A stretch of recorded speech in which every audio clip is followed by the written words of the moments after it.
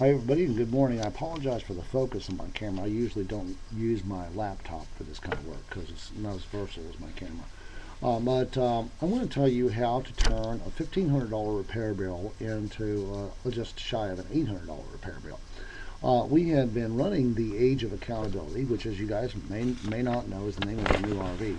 And in it, we were experiencing some leaks, oil leaks, transmission coolant leaks, and power steering leaks when we came in. And then we had another issue. We had a couple things drop in the intake manifold in the process of changing out the carburetor, and didn't discover it until we started it up. So we found that there was a couple little nuts and bolts and stuff inside the head on the left side of the engine. So we had to pull that head in the back end of the Pilot truck stop here in Kanona, New York, which is exit 37 off of Highway 86.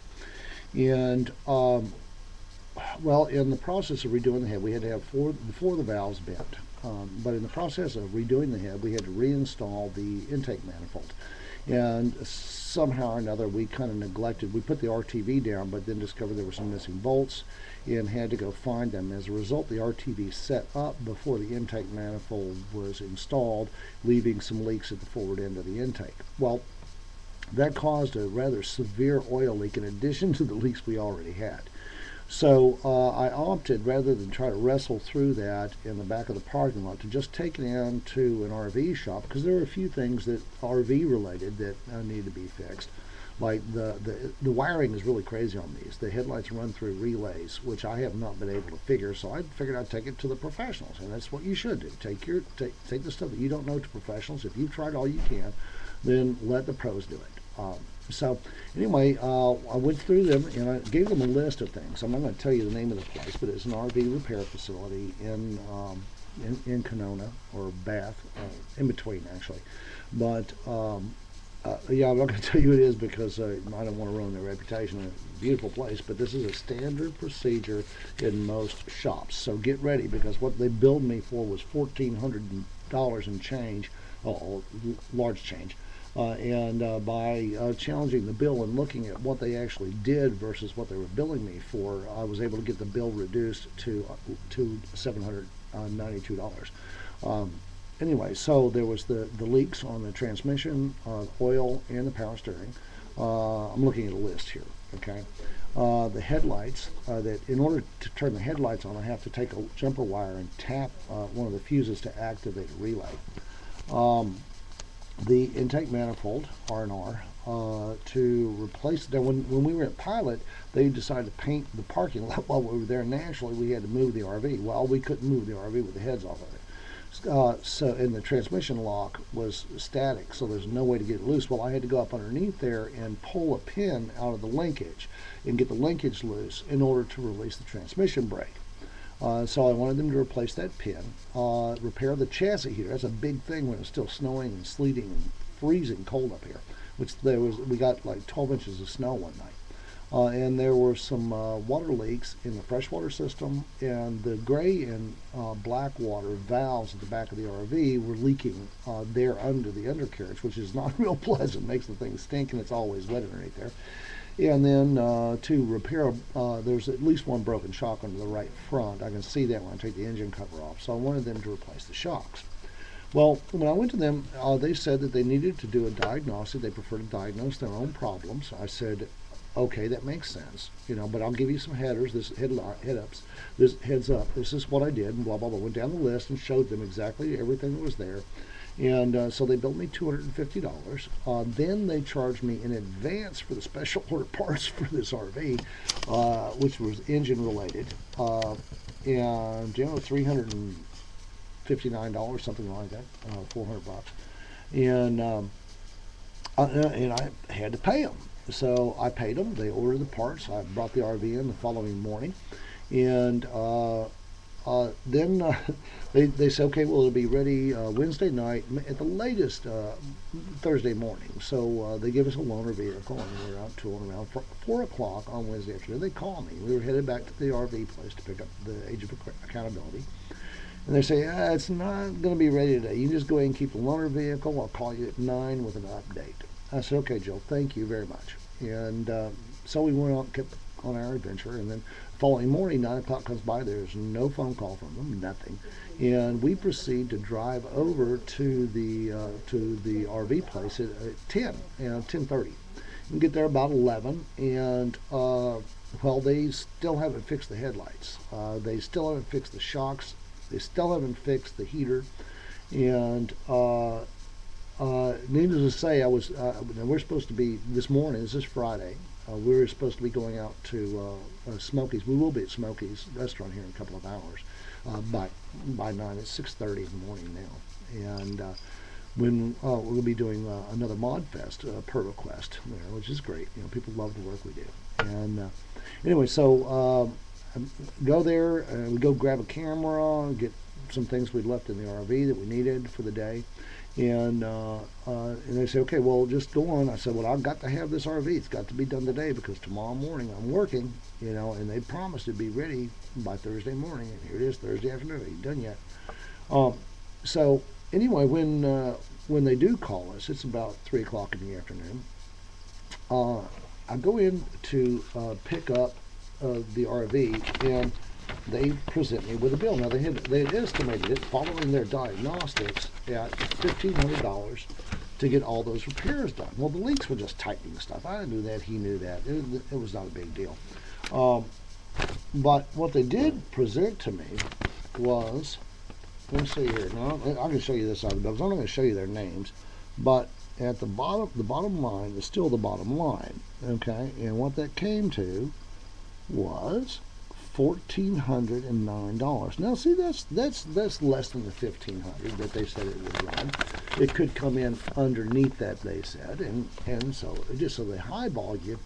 And in this case, it was really highball. It tells me here. I apologize for the length of this, but it's really important that you guys, when you have your repair work done at the shop, that you look at what they did. You ask for number one, you ask for all your old parts. If they don't give you an old part, then you can treat it just exactly as if they didn't do that repair, and you can subtract those hours and those parts from your bill. That's federal law. Okay, that's for your protection. All right, so let's go through this. One, the limit switch. Well, according to what they did, and I'm looking at the final repair bill, it says they removed the heating unit, bench tested it, and they diagnosed a bad limit switch. Okay, well, great. So they billed me $9.69 for the limit switch. All right, not bad. All right, and an hour and a half to install it. Well, that's okay too. But what it did is they tested the limit switch in the unit, and it tested okay. It did leak, so they reinstalled it, and it was working fine. So they didn't even replace the intake, the limit switch. But there it is. I'm being billed for it. Let's see. Intake manifold. All right, they charged me for a new manifold set. Of course, you got to replace the gaskets. Then the next part was a 3-inch valve with metal slide. Okay, what that is they said that there was a bad valve.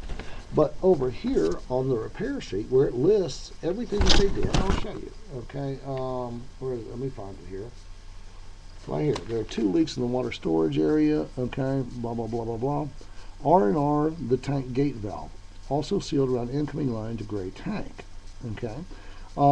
They cleaned the black tank gate valve, and it was completed. It doesn't say they replaced it. So why are they billing me right here for the 3-inch valve? Why are they doing that? Confusing, huh, right? Well, so they billed me for replacing the valve, which would have been included in the time for removing it and cleaning it. But why would they bill for the valve when all they did was clean it? Let's see here. The plastic tank R&R, blah, blah, blah. Okay, the rest of the parts are okay. Now, I agree with those. All right. But on the final bill, right, remember, this is $1,400. If you look up here at this line right here, it says $250. Let's go over and see what that one is. Diagnose all jobs. Diagnose all jobs. $250. Huh. I just paid that the day before. $300 and change I paid them for parts and for diagnosing, and they're going to bill me yet again another $250 for diagnosing. Where's that? Right there. For diagnosing all jobs. There it is. $250 more, 2.5 hours. Right? Go figure. Well, then they charged me for fixing the headlights. Right there. Headlights. They charged me for fixing the headlights. $360. What? They didn't fix the headlights. Anything wrong with that to you guys? I haven't gone out and checked to see if the heater actually works. But bottom line is we'd also negotiated a fair rate where this man was going to be charging me, instead of his standard $120, he was going to knock a whole $20 off of that. $120 an hour. And also, did you see any notice of the shocks here? Well, broken shocks can be quite serious on these things. The shock got lodged in an incorrect position and chewed up right front tire. Well, that's $250, guys. When you need the work done, get the professionals to do it. But you know, they should buy hell do the work that you pay them for. And anyway, the bottom line is the end result, okay, from a $1,400 repair job, I was able to get, I mean, they wanted to say, how much do you want to pay? You know, because they had a camera running. I wanted to document all this stuff for you. They told me I couldn't use it because it showed the employees' faces. Well, I don't want to take a chance on alienating somebody. So until I can get that video processed in a manner where it blocks out their faces, then it's not going to go up. Anyway, bottom line is that penciled in number right down there at the bottom, $792.89.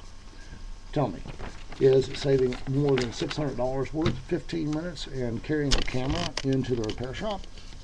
You betcha. I think so. So the age of accountability, once again, earns her name. And we are on to the next leg of our adventure with a much better equipped RV, fewer problems. Of course, I'm still going to have to get in there and fix the headlights. But that's okay too. I really don't mind. And the shocks, I can have them installed just about anywhere. So on that note, I want to say God bless y'all richly and warmly. And as always, remember to smile for a stranger today. But, you know, what does it say? They say in the Middle East, they say trust in Allah, right? But tie up your camel. So when somebody wants to bill you, be sure you check it out, and you will wind up on the top of the pile. God bless y'all richly and warmly, and smile for a stranger. You'll both be glad you did.